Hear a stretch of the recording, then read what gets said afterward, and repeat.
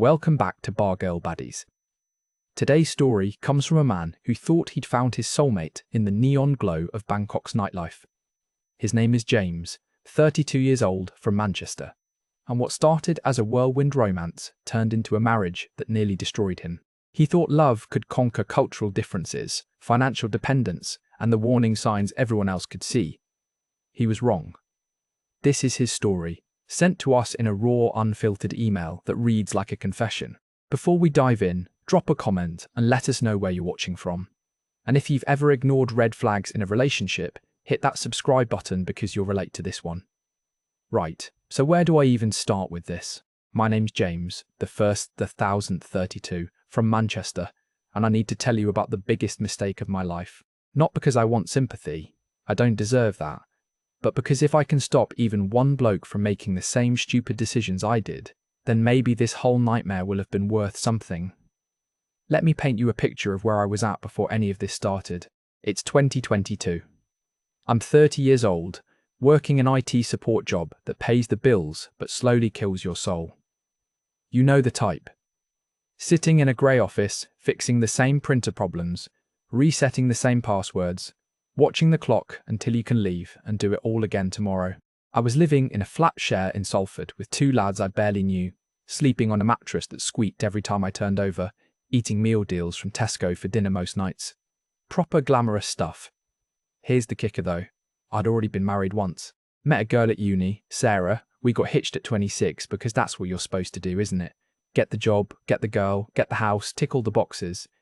Except we were miserable. Absolutely bloody miserable. She wanted kids right away. I wasn't ready. We barely talked, barely touched, just existed in the same space, like flatmates who occasionally argued about whose turn it was to do the washing up.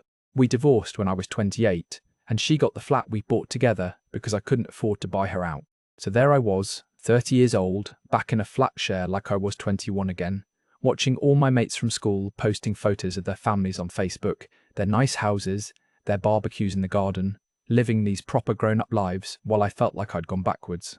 I was lonely, mate. Properly lonely. The kind where you lie awake at 3 in the morning wondering if this is it, if this is all there is. Work, sleep, maybe a pint at the weekend, rinse and repeat until you're 65, and then what? I'd tried the dating apps, done the whole Tinder thing, but every date felt like a job interview where both people already knew they weren't getting hired. British women my age, they'd been burned too. You could see it in their eyes, this guardedness, this checklist of requirements you had to meet before they'd even consider you worth their time. I'm not blaming them, I get it, but bloody hell it was exhausting. Then there's my mate Danny. We went to school together, and he'd moved to Thailand about 3 years earlier. He was teaching English in Bangkok, living in a nice apartment, and his Instagram was just constant photos of him living this life that looked absolutely unreal. Beach weekends in Krabi, rooftop bars in Bangkok, street food that looked better than anything you'd get in Manchester, and always, these stunning Thai women hanging off his arm. Different ones every few months, all smiles, all gorgeous. He'd message me sometimes, taking the piss out of my grey Manchester existence, sending me photos of his balcony view, the sunset over the Chao Phraya River, telling me I needed to get out there and see what life could actually be like. I'd always laughed it off, made excuses, but the truth is, I was jealous as hell. Here I was, stuck in the same rut, and there's Danny, living like some kind of king on a teacher's salary. He kept saying the same thing, mate, just come out for a holiday, 2 weeks, I'll show you around, I promise you'll never want to leave. Eventually, in February 2023, after a particularly grim week at work where my manager bollocked me for something that wasn't even my fault, I thought sod it. I had some savings, not much, but enough. I booked a 2-week trip to Bangkok, just a break, I told myself. Just a reset. 2 weeks of sunshine and then back to reality. I landed at Suvarnabhumi Airport on a Thursday night and the heat hit me like a wall the second I stepped outside. Proper thick, wet heat that made my shirt stick to my back immediately. The airport was massive and chaotic, people everywhere. Signs in Thai I couldn't read, and this electric feeling in the air like anything could happen. Danny picked me up, grinning like an idiot, and we got a taxi to my hotel on Sukhumvit. Even the taxi ride felt like another planet. The traffic was mental. Motorcycles weaving between cars, the driver barely looking at the road, and outside the window, Bangkok just sprawled forever. This endless mix of modern glass towers and old shophouses, street vendors grilling meat on the pavement, 7-Elevens on every corner glowing green and orange. My hotel was nothing fancy, just a budget place near Nana BTS station, but it had air conditioning and a bed, and that was all I needed. Danny told me to rest up, shower, get changed, because we were going out. I asked where, and he just winked and said, "You'll see." I knew what that meant. I'd heard the stories, read the forum posts, seen the documentaries, Bangkok nightlife, the bars, the girls. Part of me was curious, I'll be honest, and part of me felt a bit dirty about it. But I was on holiday, wasn't I? When in Rome and all that, we ended up on Soy Cowboy around 10 that night. If you've never been, it's this short street, maybe 100 meters long, just absolutely lined with go-go bars. Neon everywhere, pink and blue and red, flashing lights, music pumping out of every doorway, and girls in bikinis standing outside trying to pull you in. It's overwhelming, like sensory overload, but also kind of thrilling in this guilty way. Danny knew where he was going, led me into one of the bars, and we sat down at a table near the stage. There were dancers on poles, doing their thing, and within seconds we had 3 girls sitting with us, laughing, touching our arms, asking where we were from. They brought us beers, weak Thai lager that went down easy, and Danny was in his element, chatting away in broken Thai, making them laugh. I felt awkward at first, out of place, like everyone could tell I was a tourist who'd just arrived. But the girls were friendly, not pushy, and after a couple of beers, I started to relax. One of them asked if I wanted a private dance, and I said, "No thanks, just happy to sit and chat." And she seemed genuinely fine with that, just stayed at our table talking. Her name was Ploy, she said, from Chiang Mai, been working in Bangkok for 2 years. I asked her about her life, and she told me these stories, probably half true, about her family, her village, how she sent money home every month. I found myself actually listening, not just nodding along, and she seemed surprised by that. Then around midnight, another girl came over to our table. Danny waved her over, said something in Thai, and she smiled and sat down next to me. Her name was Nong. She was different from the others, I noticed it straight away. Quieter, less of the big fake smile, more reserved. She had this long, dark hair, delicate features, and these eyes that looked almost sad even when she was smiling. She wasn't in a bikini like the dancers, just jeans and a black top, and she spoke better English than the other girls. We got talking, and I don't know, there was something about her that felt real. She didn't immediately ask me to buy her a lady drink, didn't try to hustle me for anything, just asked where I was from, what I did, how long I was staying. I told her about Manchester, about my boring IT job, and she laughed and said Bangkok was boring too sometimes. We talked about music, about food, stupid little things, and an hour passed without me even noticing. Danny leaned over at some point and said, "Mate, you like her?" And I shrugged, but yeah, I did. He explained how it worked. If I wanted to take her out of the bar, spend more time with her, I could pay a bar fine, basically paying the bar for her time, and then whatever happened after that was between us. I'd had a few beers by then, feeling bold, so I asked Nong if she wanted to get out of there, maybe grab some food, just hang out. She looked at me for a second, like she was trying to figure out if I was serious, then nodded. I paid the bar fine, 3,000 baht, which Danny said was the going rate, and we left. We walked down to Sukhumvit Road, the city still buzzing even though it was past midnight, and she took me to this street food stall tucked down a side street. We sat on plastic stools and ate pad thai and grilled pork skewers, and she laughed at how spicy I found everything. She wasn't performing anymore, that's what struck me. She was just herself, this young woman trying to make a living in a massive city, and we talked for hours. She told me she was 26, from a small village in Isan, the poorest region in Thailand. Her family were rice farmers, barely scraping by, and she'd come to Bangkok at 18 to find work. She'd done factory jobs, waitressing, and eventually ended up working at the bar because the money was better and she could send more home. She said it matter-of-factly, no shame, no self-pity, just the reality of her life. I asked if she liked the work, and she gave me this look, half smile, and said, "Do you like your work? Fair point." We laughed about that. 2 people on opposite sides of the world doing jobs we didn't love because we didn't have better options. I told her about my divorce, about feeling stuck, and she listened without judgment. By the time we finished eating, it was nearly 3 in the morning, and she said she should get home. I offered to pay for her taxi, and she accepted, gave me her line contact, and said if I wanted to hang out again while I was here, just message her. No pressure, no hustle, just a genuine offer. I went back to my hotel that night buzzing, not from the beer, but from the fact that I'd just had the most real conversation I'd had with anyone in months. The next day I messaged her, asked if she wanted to show me around Bangkok, and she said yes. We met at the BTS station, and she took me everywhere, places Danny would never have bothered with. We went to Wat Pho to see the giant reclining Buddha, walked through Chinatown eating weird snacks from street vendors, took a boat down the Chao Phraya River as the sun set and the city turned golden. She knew all these little spots, quiet temples, local markets, and she explained everything with this gentle patience, never making me feel stupid for not knowing. We ate dinner at a riverside restaurant. Nothing fancy, just plastic chairs and fresh seafood. And I paid for everything happily because it felt like she was giving me this gift, showing me her city, the real Bangkok, not the tourist version. By the end of my first week, I was completely smitten. I know how that sounds. I know what you're thinking, but I'm telling you it felt different. She didn't ask me for money, didn't play games, didn't try to manipulate me. We just spent time together, and I felt more alive than I had in years. I asked her if she was still working at the bar, and she said yes, she had to, but she didn't like it. I asked how much she made in a month, and she told me maybe 30 or 40,000 baht, depending on the customers, about 700 to 900 quid.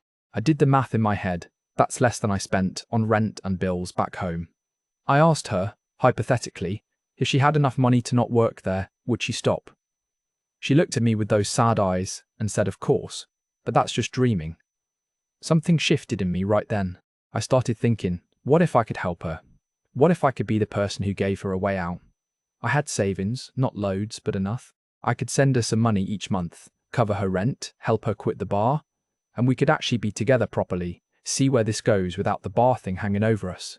I know, red flag number one, but in that moment, it felt romantic. Like I was rescuing her. Like this was the start of something real. I extended my trip by another week. Then another. Work was emailing me, asking when I'd be back, and I kept making excuses, family emergency, delayed flights, whatever. The truth was, I couldn't leave.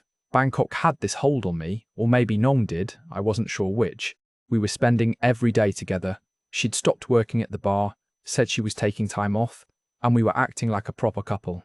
We'd ride around on a motorbike taxi, her arms wrapped around my waist, eat at street stalls, go to the cinema. Just normal stuff that felt extraordinary because it was with her. My 2-week holiday turned into 5 weeks, and by the time I flew back to Manchester, I knew I was in too deep. The flight home was torture. Grey skies, grey streets, grey faces. I walked back into my flat share, and it felt like a prison cell. Work was the same desk, the same problems, the same pointless meetings. But now I had this other life waiting for me, 7,000 miles away, a life where I mattered to someone, where I wasn't just another cog in the machine. Nong and I messaged constantly, video calls every night, and she'd show me her apartment, her cat, tell me about her day. She said she missed me, and I missed her so badly it physically hurt.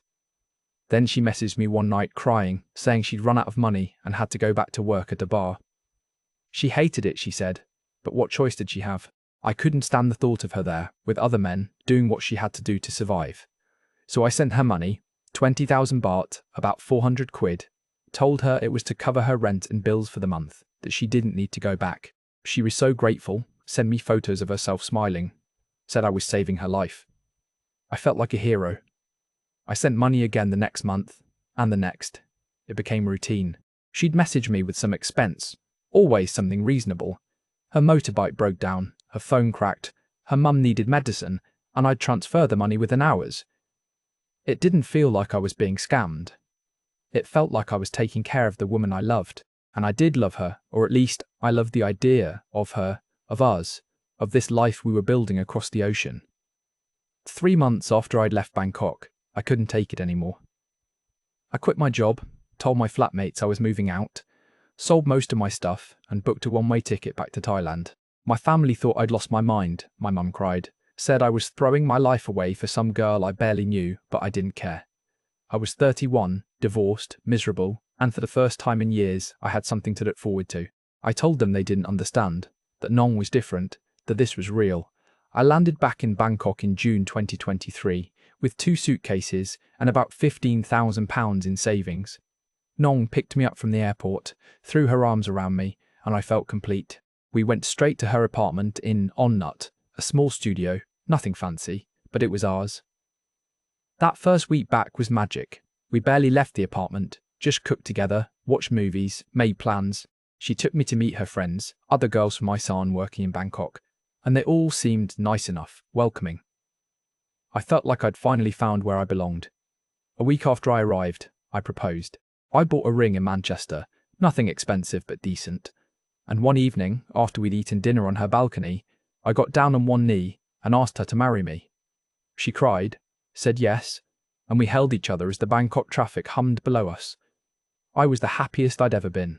I didn't think about the warnings, the statistics, the horror stories you hear. I thought we were different. I thought I was different. I thought love was enough. Within 6 months, I'd moved to Thailand permanently and we were married. Sounds mental when I say it like that, doesn't it? But at the time, it felt like the most natural thing in the world. I found us a proper 1-bedroom condo in On Nut, nothing flash but nicer than her studio, 25th floor with a balcony overlooking the city. Rent was 18,000 baht a month, about 350 quid, which felt like nothing compared to what I'd been paying in Manchester.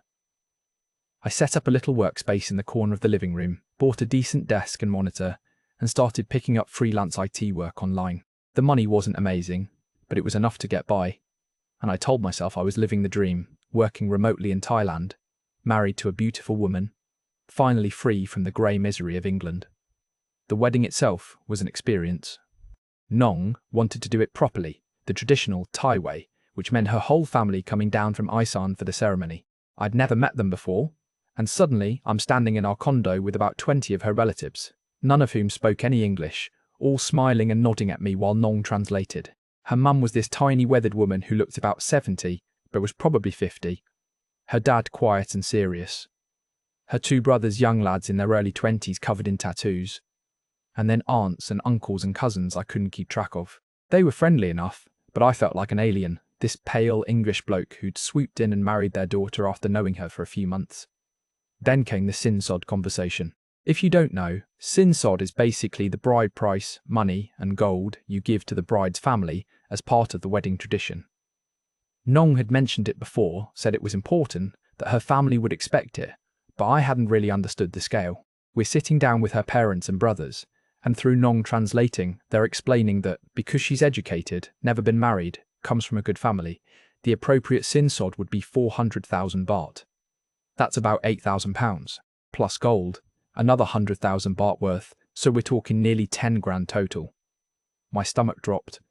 I had £15,000 to my name, my entire life savings, and they wanted 2/3 of it for the wedding. I looked at Nong, and she looked embarrassed, but also kind of expectant. Like this was just how things were done. Her mum was smiling at me, saying something in Thai, and Nong translated. She says, "You must really love me to come all this way, and this shows my family you're serious, that you'll take care of me." What was I supposed to say? No, I'd already quit my job, already moved my entire life to Thailand, already proposed. I felt trapped, but also like maybe this was just cultural difference. Maybe I was being cheap. Maybe this is what you do when you love someone. I agreed to 300,000 baht cash and 1 baht of gold, which still came to about £7,500. Nearly half my savings gone before we'd even said our vows. We had the ceremony at a hotel in Bangkok, nothing fancy, but I paid for everything. The venue, the food, the photographer, the works. Another £3,000 easy. Her family were lovely that day, all smiles, treating me like royalty. And I told myself it was worth it. That this was an investment in our future, in building a life with Nong and integrating into her family. The sinsod was displayed during the ceremony, stacks of 1,000 baht notes in a traditional bowl, everyone taking photos, and afterwards I assumed we'd get it back, that it was just for show. But Nong's mum took the money and the gold, said it was to help with the family farm, to fix the house, to secure their future. Nong squeezed my hand and said we'd get some of it back later, not to worry, and I didn't push it because I didn't want to look like some tight Westerner who didn't understand Thai culture. So that was that. 7.5 grand gone, just like that. But we were married, and for a while, life was genuinely good. Simple, you know? We'd wake up late, I'd do a few hours of work while she watched Thai dramas on the sofa, Then we'd go out for lunch at some local place where a full meal cost 60 baht. We'd ride around on the BTS, explore different neighborhoods, eat street food in the evenings, go to the night markets. She taught me basic Thai. I was picking up phrases, feeling more comfortable. Some nights we'd just stay in, cook together. She'd make these incredible curries from scratch, and we'd eat on the balcony watching the sunset turn the Bangkok sky orange and purple. I felt content. Properly content. Like I'd finally figured out what life was supposed to be. But slowly, things started to shift. It was subtle at first. Little things I brushed off. About 2 months after the wedding, Nong came to me upset. Said her mum had called. There was a problem with the rice harvest. They needed money to hire workers, or they'd lose the crop. 40,000 baht. About 700 quid.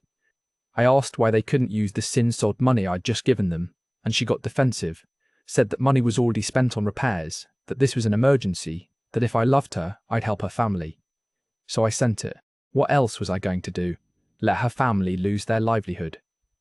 A month later, it was her brother. His motorbike had broken down. He needed it for work. Could we help with repairs? 25,000 baht. Then her dad needed a new water pump for the farm. 15,000. Then her mum's medicine, her cousin's school fees, on and on. Every few weeks there was some new crisis back in the village, and every time Nong would come to me with these big worried eyes, and I'd transfer the money. I started keeping track in my head, doing the math, watching my savings account drain month by month. I was earning maybe 60 or 70,000 baht a month from freelance work, about 1,200 quid, and between rent, bills, food, and sending money to her family, we were barely breaking even. My safety net was disappearing. I tried talking to her about it once, gently, said, maybe we needed to budget better. Maybe her family needed to manage their money more carefully. She cried, said I didn't understand how hard life was in Isan, that her family had nothing, that she'd always sent them money even before she met me. Was I saying I wanted her to abandon them now? I felt like a bastard. I apologized, said, of course not. I just wanted us to be careful, to think about our future too. She said, once the farm was doing better, once her brother got a proper job, things would improve. We just needed to help them get stable first. I believed her because I wanted to believe her. Meanwhile, her behavior was changing in other ways. She was going out more, meeting friends, coming home late. I didn't mind at first. I wanted her to have her own life, her own social circle. I wasn't trying to control her, but she'd be gone for hours, sometimes whole afternoons and evenings. And when I'd ask where she'd been, she'd be vague. Just shopping, just at a friend's place, just around. I'd suggest coming along sometimes, and she'd say it was girl time, that I'd be bored, that she needed space. Fair enough, I thought. But then I started noticing her phone habits. She was on it constantly, always messaging someone, and the screen was always angled away from me.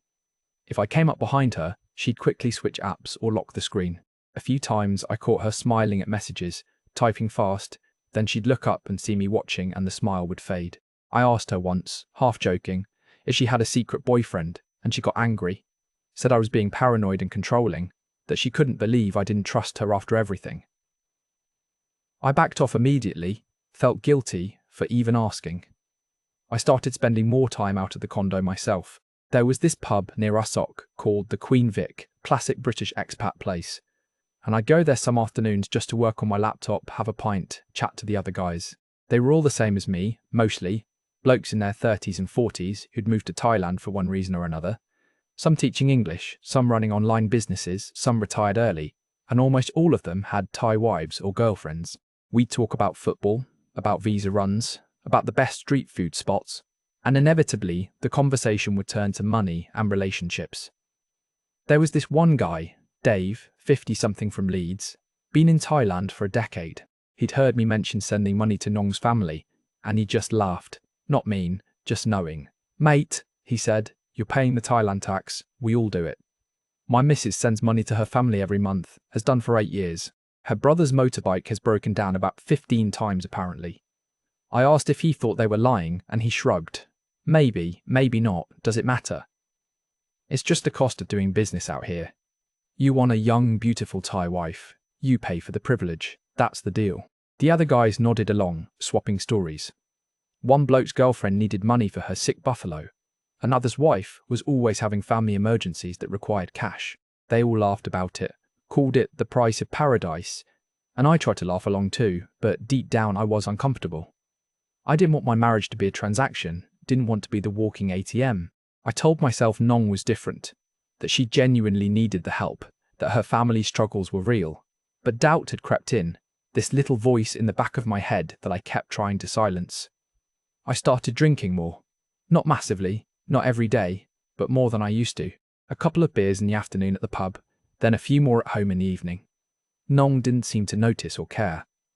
Sometimes she'd join me, we'd crack open some changs and watch Netflix, and things would feel normal again. But other times she'd barely acknowledge me, scrolling through her phone while I sat there getting quietly pissed on the balcony, staring out at the Bangkok skyline and wondering what the hell I was doing with my life. I'd message my mates back in England sometimes, try to explain my situation, but they didn't get it.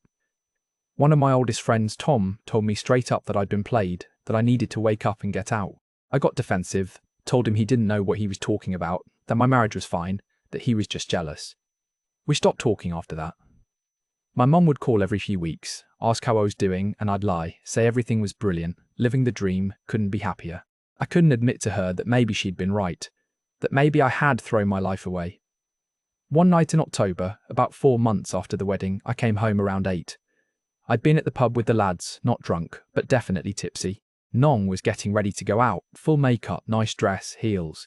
I asked where she was going and she said a friend's birthday dinner.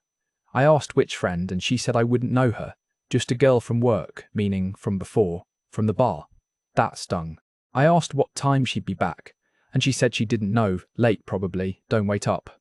I asked if I could come, and she looked at me like I'd suggested something ridiculous, said it was all Thai girls, I'd be bored, and she wanted to speak Thai and relax without having to translate everything. She left. And I sat there on the sofa feeling pathetic. Here I was, married 6 months, and my wife was going out without me and barely seemed to care that I existed. I tried to work, couldn't focus, tried to watch TV, couldn't concentrate. Around midnight, I messaged her, asked if she was okay, and she read it but didn't reply. 1 in the morning, still nothing. 2, 3 in the morning, I'm lying in bed alone and she's still not home.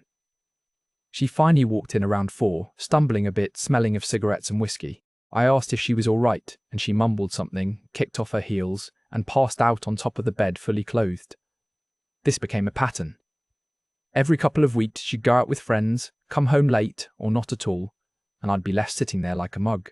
When I tried to bring it up, she'd turn it around, say I was being controlling, that she was allowed to have a life, that I was being insecure. And maybe I was. Maybe I was being paranoid, but the money kept flowing out, her family always needed something, and she was barely present even when she was physically in the condo. I started going through dark mental spaces. I'd wake up at 3 in the morning, her sleeping next to me, and I'd just stare at the ceiling thinking about how much I'd given up. My job, my country, my friends, my family, my savings, all for this, for a marriage that felt like it was falling apart before it had even really begun. I'd think about the condo in Salford I used to complain about and wish I was back there. At least there I knew where I stood. At least there I wasn't bleeding money to people I'd never even met. At least there I wasn't lying to myself every single day. But I didn't leave. I didn't even seriously consider it, because what would that mean? Admitting I'd been wrong. Admitting my mum was right. Going back to England with my tail between my legs, broke, divorced for the 2nd time, an even bigger failure than before. I couldn't do it. So I stayed. I kept working, kept paying, kept pretending everything was fine. It got worse before it got better. Or worse before it got much, much worse, I should say. December rolled around. We'd been married 7 months, and Nong said her family wanted us to come up to Isan for New Year. I'd never been to her village, never met her extended family, and part of me was curious, thought maybe it would help me understand her better, see where she came from. We took a bus up there, 10-hour journey through the Thai countryside, and her village was exactly what you'd expect. Middle of nowhere, dirt roads, wooden houses, rice fields stretching forever. Her family's place was basic, tin roof, concrete floor, chickens running around outside. Everyone was friendly, made a huge fuss over me, the Farang son-in-law. But I felt like an exhibit at a zoo. Kids staring at me, old ladies touching my arm and laughing, blokes trying to get me to drink homemade rice whiskey that tasted like paint thinner. Nong's mum kept showing me around the property, pointing at things that needed fixing, the roof, the fence, the well, and Nong would translate, smiling, saying maybe we could help with this or that. I smiled and nodded, non-committal, but inside I was screaming. This is what my money had been paying for. This place looked the same as it probably had for decades. Where was the new water pump? Where were the repairs? What had happened to the 7.5 grand from the sin sod? I didn't say anything. What could I say? Call her mum a liar in her own house? Accuse them all of scamming me with Nong right there? I just drank the awful whiskey and smiled and played the role of the grateful foreign husband. We stayed 3 days, and it was the longest 3 days of my life. At night we slept on a thin mat on the floor. I could hear rats in the roof and Nong's snoring brother on the other side of a thin curtain. There was no privacy, no escape, just constant noise and heat and people. On the bus ride back to Bangkok, I tried to bring it up carefully. I said it was nice to see where she grew up, but I'd noticed the farm didn't seem to have the improvements we paid for. She got immediately defensive, said I didn't understand, that money doesn't go as far as I think in the village, that they'd had setbacks, bad harvests, problems I couldn't see. I asked about the sin sod specifically, and she went quiet, then said her parents had used it for debts I didn't know about, old loans they needed to pay off. More lies probably, but what could I do? We rode the rest of the way in silence. January 2024. 8 months married, and I was running out of money. My savings were nearly gone. The freelance work had dried up a bit, and we were living basically paycheck to paycheck. I told Nong we needed to stop sending money to her family for a while, that we had to focus on ourselves. She cried, proper sobbing, said her family depended on us, that she couldn't abandon them, that I was being selfish. We had our first real screaming argument, both of us yelling, and she said, if I wasn't going to support her family, then what was the point of being married to me? That hit me like a punch to the gut. I asked if that's all this was, a way to get money for her family, and she stormed out, didn't come home that night. She came back the next day, apologised, said she didn't mean it, that she loved me, that she was just stressed. We made up, had make-up sex, pretended it was all okay. But something had broken. I didn't trust her anymore, and I don't think she respected me. We were just going through the motions, two people stuck in a situation neither of us wanted to admit had gone completely wrong. Then came the Tuesday in February that changed everything. It was a normal day, or should have been. I'd been working at a coffee shop in Thonglor all morning, getting some actual work done for once, and I decided to head home early, around 2 in the afternoon. I took the BTS back to On Nut, walked the 10 minutes to our condo, rode the lift up to the 25th floor, and unlocked the door. The door was unlocked already. Weird. I pushed it open and immediately heard sounds from the bedroom. Not just sounds, specific sounds, the kind you know exactly what they mean. My brain went blank. I walked towards our bedroom like I was underwater, everything slow and muffled, and I pushed open the door. Nong was in our bed that I paid for, in our condo that I paid for, with another bloke. Thai guy, younger than me, probably mid-20s, muscular, covered in tattoos, and they were right in the middle of it. The scene froze. She screamed. He jumped up, scrambling for his jeans, and I just stood there, completely numb, watching my marriage explode in real time.